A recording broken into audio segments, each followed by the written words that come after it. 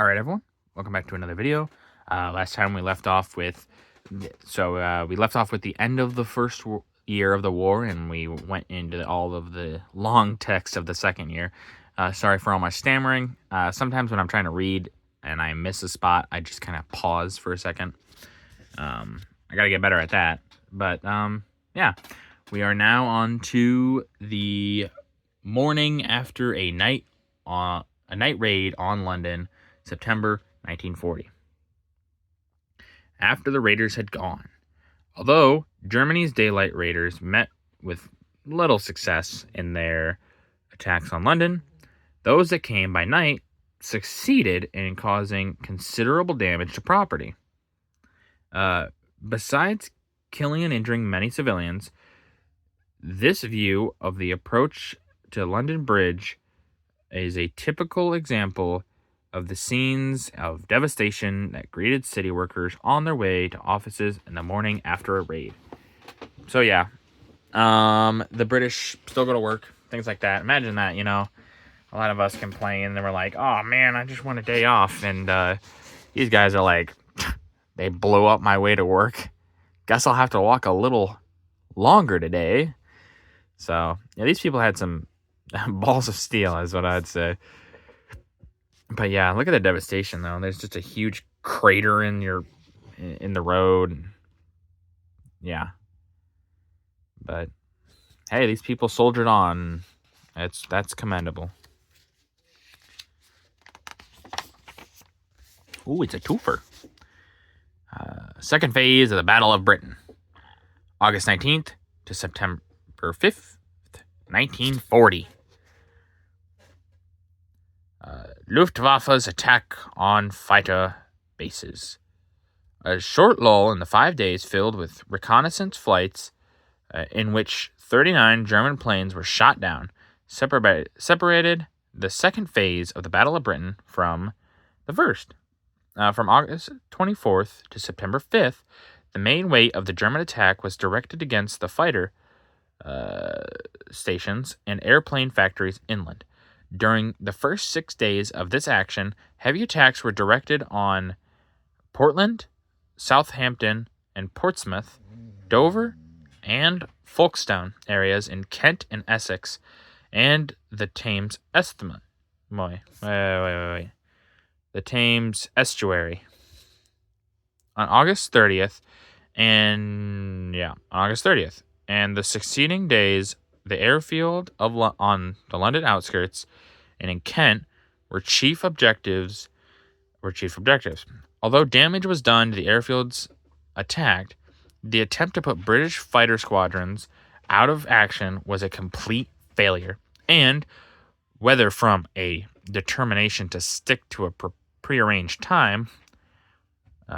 timetable, or because it was wrongly supposed that sufficient damage had been done to make the RAF incapable of defending London, the phases of the struggle was close on September 5th.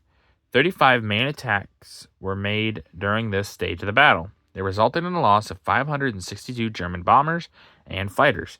Probably hundreds shared their fate, for the official score included only cases of certain destruction. British losses were 219 aircraft, but the pilots of these were saved in 132 cases. The objectives of this stage are shown in the map above, reproduced from the British Ministry of Information booklet. The Battle of Britain.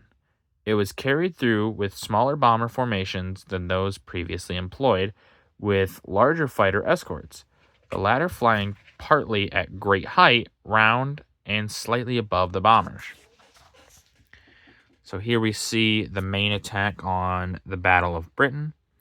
I'll do my best to try to show you all of this.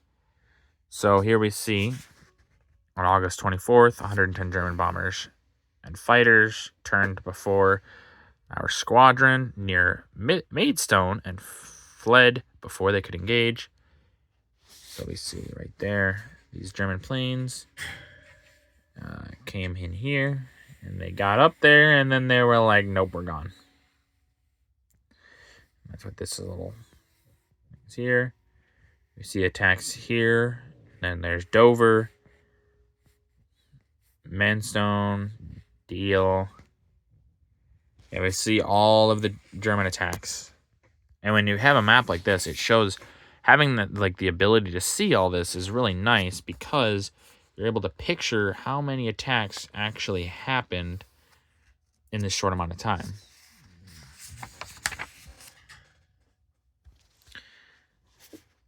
The abdication of King Carol of Romania. September 6th, 1940. Turmoil in Romania. Unrest in Romania had grown rapidly since her government in June seceded Bessarabia in northern Bukovina.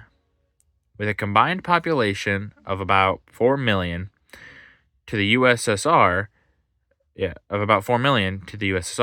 in August, German pressure had forced her to give up southern Dobruja to Bulgaria, and a week later to restore to Hungary about 2/3 of Transylvania, annexed after the last war.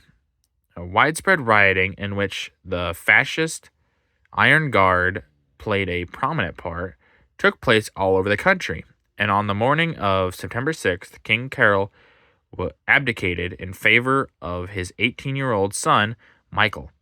The Premier General Antoesca,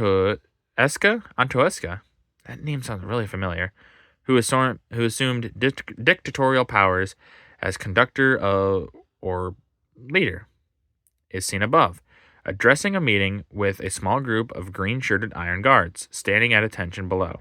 Next to him stands the Iron Guard leader, Horia Sima. The portrait above the dais is that of Cordero? I don't know how that name's pronounced. The former Iron Guard leader. Shot while attempting to escape, when under arrest for causing an uprising against the former regime. Below, Iron Guard legionaries side by side with men in native dress are marching through a square in Bucharest. Oh boy, my phone doesn't want to. There we go. So there we see the Iron Guard. And yeah, look, they're, as a lot of the kids would say, I'm not that old, but still, they are trying to make him look like a Chad, you know? He's trying to look as cool as possible.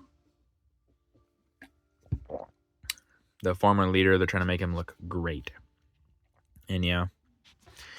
And there we see all those. Yeah, Romania kind of falls to itself. They were in a lot of turmoil at this point. I don't know what would be best for them. I think they were just kind of getting pushed around by their bigger neighbors. They couldn't really fight the Germans, and they couldn't fight the Russians or the USSR. And so, they kind of just had to cede all this stuff, and obviously that makes people upset. They're feeling like, well, if our country can't even defend us, then what's the point? Which they kind of have some valid point there. The Union Jack goes up on the 50th... The Union Jack goes up on 50 U.S. destroyers, September 7th, 1940. Naval aid from America for Britain. The first batch of 50 destroyers handed over to Great Britain by agreement with the USA arrived at a Canadian port on September 7th. Above, American and Canadian sailors fraternize on the decks of one of the ships. Below, Canadian officers and men on their way to take over one of the destroyers. So here we see, these men were having fun, just hanging out, and saying, yeah, what's up? We're giving you our ships. And here we see them going to put the Union Jack up on a few American destroyers. It's kind of crazy to me, like the United States and the relationship with Britain, because of our past. It's just crazy to me that we're like, oh yeah, it's fine. All those things we did in the past, the hatred for one another, whatever. It's old news. Who cares? It's probably good for us, but it's still kind of funny to just be like, oh yeah, who cares? Old news, old news. East London docks set afire by no German raids, September 7th, 1940. Dockland raid through German eyes. Long before the war, the Germans claimed that if they wished, they could, in a few hours, reduce the whole of East London docks and riverside areas to a heap of blazing rubble. On September 7th, with a force of about 400 bombers, they did their best to carry out their threat. Their own official photographs, one of which is seen above, shows that the effects of the raids were the effects of the raids, serious as they were, fell very short of their hopes. Thanks to the RAF, the attempt to treat London as Rotterdam had been served did not succeed. What? And its cost was 114 German planes destroyed in 2 days. They say, oh yeah, we can see right here, no damage. It didn't work very well, but I can't see anything. And that's not just in the camera. You guys aren't getting there's not really a good sight here. But obviously a lot is in smoke, so seems like they got some of their objective, just maybe not as much as they would have liked. And this is going to be the last page for today. U.S. tanks for Canadian Tank Corps. September 1940.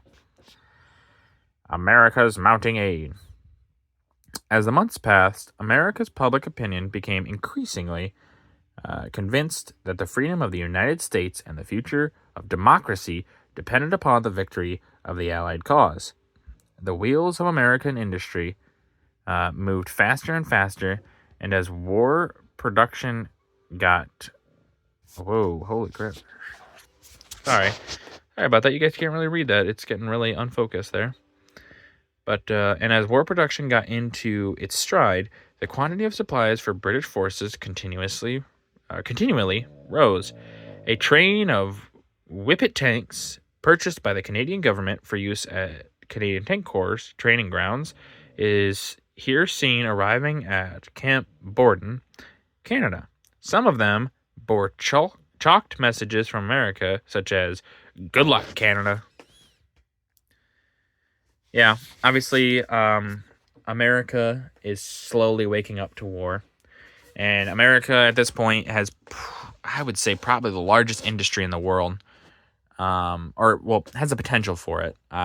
We aren't quite there yet because we haven't really gotten, fully into war yet. But, yeah, we will get in there, and our industry will just above all the others.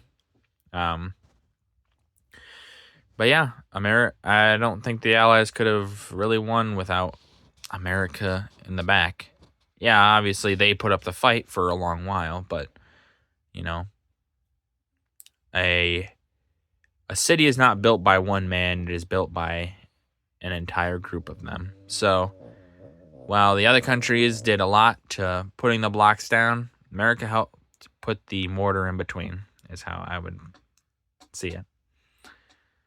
But alright, that's going to do it for this video. If you guys liked the video, leave a like. If you didn't, leave a comment. Tell me what I can improve on. It really is a great help to get your feedback. And as always, subscribe. It really does help out. Thank you.